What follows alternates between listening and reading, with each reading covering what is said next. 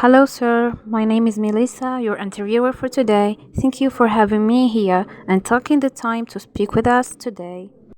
Thank you for interviewing me. So, as the immigrants representative, I want to ask you, sir, what are the challenges and the main difficulties immigrants are facing these days in Algeria?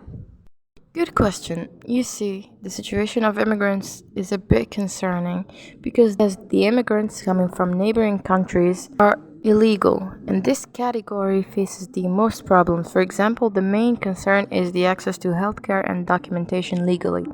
And knowing the situation in Algeria, it is hard for them to be able to get the citizenship because we are strict. Another issue is also having easy access to education and housing, but we are working on solving this issue as soon as possible to at least provide them with a comfortable lifestyle. That is good to hear. What are the strategies and solutions the government has been involved in to improve the lives of immigrants in Algeria? The government is making some progress on making solutions for these problems, one in which they are working on loosening the law a bit.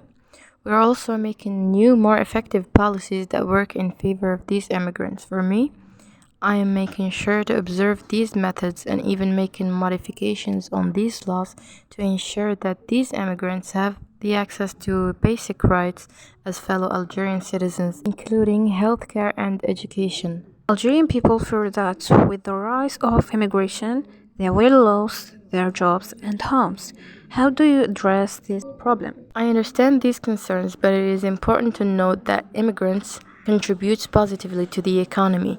They also work in fields where there is a shortage in workers, usually fields where Algerians don't want to work, which gives our people more opportunities to better work experiences. And finally, what the message do you want to give to immigrants who are not sure about their futures in Algeria? My message would be that Algeria is a country that values hospitality, diversity, and unity. Immigrants are an important part of our society, and we are working on providing support and opportunities to help them and improve the conditions for them to build a strong economy.